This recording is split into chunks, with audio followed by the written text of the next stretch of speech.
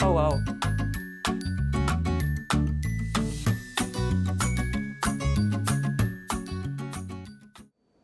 Salut tout le monde, je m'appelle Pascal et je suis la cofondatrice des Kits Humains pour faire du fromage à la maison.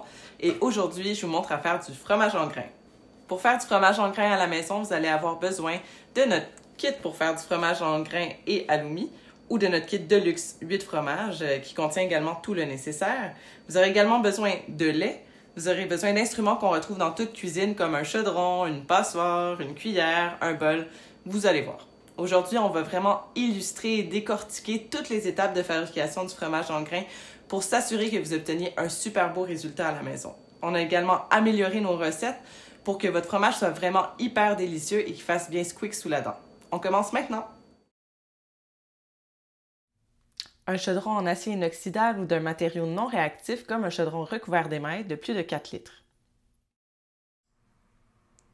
Un bol en acier inoxydable. Un petit bol, une tasse à mesurer, une passoire et un grand bol placé en dessous, des cuillères à mesurer de 1/4, 1/2 et 1 cuillère à thé, une grande cuillère de préférence trouée, un long couteau, une assiette, un minuteur, des sacs de congélation, un autre sac de congélation pour la conservation, un thermomètre à fromage, un tissu à fromage réutilisable, des pinces à linge, des cultures bactériennes. On va utiliser 1/4 de cuillère à thé de culture mésophile de type 2 et 1/4 de cuillère à thé de culture mésophile de type 3. Une demi-tasse d'eau sans chlore à température ambiante. Une demi-cuillère à thé de chlorure de calcium. 1/4 de comprimé de présure végétarienne à température ambiante. Dans un instant, je vous montre comment l'utiliser. 1 à 2 cuillères à thé de sel à fromage. Vous allez couper le comprimé en 4 à l'aide d'un couteau. Vous pouvez utiliser votre tissu à fromage pour couvrir le tout pour pas qu'il y ait des bouts qui revolent partout. Après l'avoir coupé en 2, donc vous faites une deuxième découpe.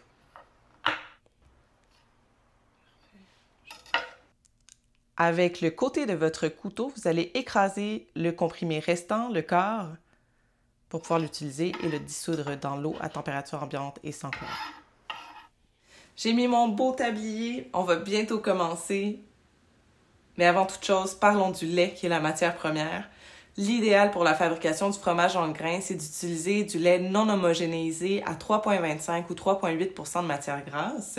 Comment l'identifier? Ça se vend généralement dans des bouteilles de verre avec le gras qui flotte sur le dessus.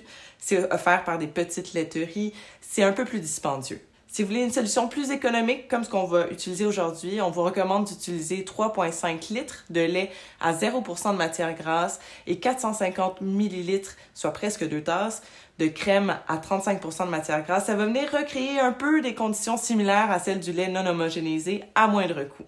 Si vous n'avez pas accès à du lait à 0% de matière grasse et de la crème à 35%, vous pouvez aussi utiliser du lait à 3,25 ou 3,8% de matière grasse que vous achetez à l'épicerie du coin. Le fromage va être excellent. Par contre, la texture va peut-être faire un petit peu moins squeak. Pour mesurer facilement les 3,5 litres de lait 0%, ce que je vais faire, c'est que je vais retirer initialement 2 tasses de lait 0% de matière grasse et comme ça, je sais qu'il va me rester 3,5 litres. Vous allez commencer par verser le lait dans votre chaudron. Ensuite, vous allez mesurer la crème et la verser dans votre chaudron également. Vous allez faire chauffer le tout en mélangeant. Vous allez mesurer la température à l'aide du thermomètre à fromage et à 30 degrés Celsius, vous allez ajouter 1/4 de cuillère à thé de culture mésophile de type 2. Puis vous allez ajouter 1/4 de cuillère à thé de culture mésophile de type 3. Vous allez mélanger une dizaine de fois pour bien intégrer les cultures. Vous Vous devez éteindre le feu, couvrir et mettre un minuteur pour 30 minutes. 30 minutes sont passées, on va maintenant dissoudre la présure dans un bol avec de l'eau sans chlore à température de la pièce. Je vais mettre également un minuteur pour 30 minutes additionnelles. 30 minutes se sont écoulées, je vais vérifier que la température est toujours à 30 degrés Celsius, puis je vais ajouter le chlorure de calcium. Je vais mélanger 5 fois. Je vais ajouter la présure. Je rince souvent mon bol comme ça pour aller chercher toute la présure. Vous allez mélanger 5 fois. Vous allez couvrir, puis mettre un minuteur pour 1 heure. 1 heure s'est écoulée, on peut maintenant vérifier le cahier. Vous allez insérer la pointe du long couteau en diagonale pour soulever le tout. Si l'espace créé ne se remplit pas d'un liquide blanchâtre, alors votre cahier est prêt. Vous devez avoir la texture d'un tofu soyeux. Vous allez maintenant trancher le cahier en quadrillés de 1,5 cm par 1,5 cm, puis vous allez incliner le couteau pour couper le cahier en diagonale sous la surface, formant ainsi des plus petits morceaux. Vous allez laisser reposer le tout pendant 15 minutes. Vous allez maintenant mettre un minuteur pour une période de 40 minutes. L'objectif de cette étape, c'est d'augmenter la température jusqu'à 38 degrés Celsius, répartie de manière très graduelle sur une période de 40 minutes. Pendant les 10 premières minutes, vous allez entrechoquer les cahiers entre eux en bougeant simplement votre chaudron pour y aller de manière plus délicate.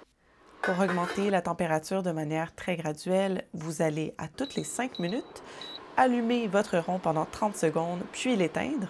Ça va vous permettre ainsi d'augmenter la température de 1 à 2 degrés Celsius par 5 minutes.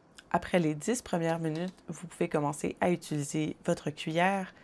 La cuillère va vous permettre de venir égaliser la température, mais également d'aller chercher les plus gros morceaux de cahier qui sont cachés en dessous que vous pourrez venir couper à l'aide de votre couteau. Vous continuez cette étape jusqu'à ce que vous atteigniez donc le 38 degrés Celsius très graduellement. Et comme vous pouvez le voir, je mélange vraiment très doucement. Le mot d'ordre, délicatesse et patience. Avec l'augmentation de la température, votre cahier va rétrécir, il deviendra plus compact. C'est pourquoi vous n'avez pas besoin de trop couper. Si vous coupez trop, votre cahier va relâcher plus de petits laits et votre fromage en grains sera donc plus sec. Vous êtes maintenant à 38 degrés Celsius. Vous allez couvrir le chaudron, mettre un minuteur pour 30 minutes et vous remuerez à chaque 10 minutes. Je vais maintenant placer la passoire sur le grand bol et le tissu à fromage sur le dessus que je vais fixer à l'aide de pince à linge à ma passoire pour éviter tout accident. Je vais ensuite utiliser le couvercle pour verser tout d'abord le petit lait dans mon tissu à fromage pour ensuite vider le reste de mon cahier dans le tissu à fromage et permettre au cahier de bien être égoutté. Pour éviter que mon cahier trempe dans mon petit lait, je vais passer ma passoire à mon chaudron vide. Donc pendant que mon cahier est en train d'égoutter, je vais commencer à préparer mon poêle pour les prochaines étapes. C'est assez simple. Ce que je vais faire, c'est que je vais prendre 2 sacs de style Ziploc de taille moyenne. Je vais en remplir un d'eau tiède à 38 degrés Celsius. Je vais mesurer la température à l'aide de mon thermomètre que je vais mettre dans le courant d'eau. Une fois que le sac est rempli, je vais le fermer. Et le sac rempli, je vais le mettre dans un deuxième sac à l'envers pour m'assurer que le tout soit bien étanche, donc bien rentré. Là. Et donc, ça va me permettre d'avoir un poêle qui va être étanche, mais également qui va être bien réparti partout sur mon fromage pour les étapes de cheddarisation. Je retire maintenant mon cahier et je vais verser la moitié de mon petit lait dans mon chaudron pour le faire chauffer jusqu'à 38 degrés Celsius. Le reste du petit lait, vous pouvez le conserver au réfrigérateur. On a plein de recommandations d'utilisation sur notre site web. Une fois que vous atteignez cette température-là, vous allez donc éteindre votre rond. Vous allez maintenant former une boule avec le cahier. Pour ce faire, vous allez retirer les pinces à linge du tissu à fromage. Vous allez soulever les extrémités du tissu à fromage, les réunir, puis les tordre. Ça va permettre aussi de sortir un petit peu plus de petit lait de votre cahier. Vous allez ensuite prendre les extrémités puis les placer sous la boule de votre cahier. Vous allez la mettre dans votre bol en acier inoxydable qui est déjà placé dans votre chaudron. Puis vous allez prendre Le poids, vous allez le placer sur le dessus. Par contre, faites attention qu'il n'y ait pas de petit lait qui entre dans votre bol. Si c'est le cas, vous devez en enlever. Vous allez couvrir et on va ensuite mettre un minuteur pour 15 minutes. 15 minutes sont passées. On va maintenant déballer notre boule de caillé. On va couper notre caillé en tranches épaisses d'environ un bon 2 cm. Ici, je le coupe en 4. Faites attention ici encore avec votre caillé car il reste tout de même fragile. Vous allez ensuite le passer à votre bol en acier inoxydable, ici sans le tissu à fromage. Vous allez mettre les tranches, 2 dans le bas, 2 sur le dessus. Puis vous allez placer le poids en haut, ce qui va vous permettre de continuer à presser votre caillé. Vous allez couvrir et vous allez maintenant mettre un minuteur pour une période de 1h45. Vous allez maintenant procéder à cette étape-ci à chaque 15 minutes. L'objectif ici est de diminuer la température graduellement de votre caillé. Votre rond est bien éteint. Vous allez donc commencer par retirer le petit lait de votre bol, puis ensuite vous allez séparer les tranches de caillé. Vous voyez, c'est un petit peu difficile ici, donc je vais m'aider à l'aide de mon couteau. Et comme vous pouvez voir, donc il y a une surface qui est comme plus collante. Vous allez donc prendre les tranches de votre caillé et déposer cette surface-là vers le bas de votre bol. Et pour les tranches du dessus, vous allez mettre cette surface-là vers le haut et ça va faciliter le travail des prochaines étapes. Vous allez ajouter le poids sur le dessus, puis couvrir de nouveau. Et ensuite, donc, à chaque 15 minutes, vous allez répéter cette étape-là. Vous retirez le petit lait, vous séparez les tranches, vous changez l'ordre. Vous allez ensuite placer le poids par-dessus et vous couvrez de nouveau. Et donc, ça va permettre que les cultures bactériennes vont se développer graduellement et que vous puissiez obtenir un super squick sous la dent. Vous allez maintenant couper le caillé en petits morceaux. Donc, bien sûr, avec les mains bien propres, vous allez prendre votre couteau ou vos doigts pour couper le tout. Moi, je fais des cubes d'environ 1 à 2 cm de largeur pour qu'ils soient uniformes. Je vais ensuite placer le tout dans mon bol en acier inoxydable qui est toujours placé dans mon petit lait et je vais saupoudrer la moitié du sel, donc 3/4 de cuillère à thé de sel à fromage ou un peu plus ou un peu moins au goût si vous aimez manger salé ou pas. Vous allez ensuite mélanger le sel à l'aide de votre main. Vous allez aussi couvrir le tout et mettre un minuteur pour une période de 15 minutes. À chaque 5 minutes, vous allez mélanger de nouveau à l'aide de vos mains pendant que votre fromage continue à être dans votre bol, dans le petit lait.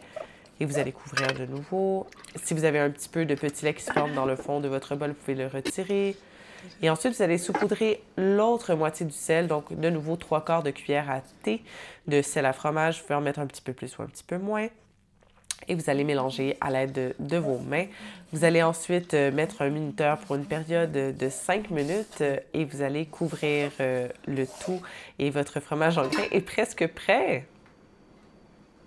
Vous allez maintenant conserver votre fromage dans un sac de style Ziploc. C'est la manière que je préfère pour le conserver plutôt que dans un contenant refermable. Et comme vous pouvez voir, ça en fait quand même beaucoup. Et on va vous inviter à être un peu plus patient et attendre 12 heures avant de déguster. Vous allez voir tout ce que ça va permettre. Donc, 12 heures sont passées depuis qu'on a fabriqué notre fromage en grains. Voici la quantité totale qu'on a fait. Ça fait beaucoup de fromage, on s'entend. J'en ai quand même mangé quelques grains tout de suite après l'avoir fabriqué parce qu'on s'entend que c'est tellement bon, il fallait absolument que je le goûte. Vous pouvez d'ailleurs le manger immédiatement après l'avoir fait. Si vous tombez dedans, il n'y a aucun souci. Cependant, le fromage va prendre plus de goût avec le temps. Donc, si vous le laissez 12 heures sur votre comptoir, vous allez simplement pouvoir avoir plus de goût. Ça va être encore plus savoureux. Je vous recommande de le réfrigérer donc après 24 heures. Cependant, prendre note qu'après la réfrigération, le fromage va perdre son squick. Vous pouvez le conserver jusqu'à 7 jours au réfrigérateur sans aucun problème. Et ça, c'est donc la quantité qu'on a obtenue de fromage avec 3,5 litres de lait à 0% de matière grasse et 450 millilitres de crème à 35%. Donc, ça fait quand même une bonne quantité de fromage. Là. Vous en avez en masse pour faire plein de poutines maison. Et le kit de fabrication pour faire du fromage en grains et faire du fromage halloumi permet de faire 20 batchs de fromage et donc une dizaine de fromages en grains maison que vous pourrez faire avec celui-ci. Ça fait beaucoup de fromage, vous en avez suffisamment amplement pour vous amuser. On passe à l'étape de goûter notre fromage. J'ai tellement hâte de le déguster. Je vais en mettre quelques grains dans un bol pour ne pas le dévorer en entier parce que je sens que je vais tomber dedans. Oh wow! J'ai pas de description possible. C'est vraiment excellent. Un fromage en grains de qualité. Je suis tellement heureuse du résultat. Sérieusement, faut que vous essayiez ça à la maison. Vous ne le regretterez pas. On s'entend, c'est une longue fabrication, mais quand le résultat est aussi savoureux que ça en vaut vraiment la peine. Wow! Mais si on peut entendre le squeak que ça fait entre mes dents, quel délice!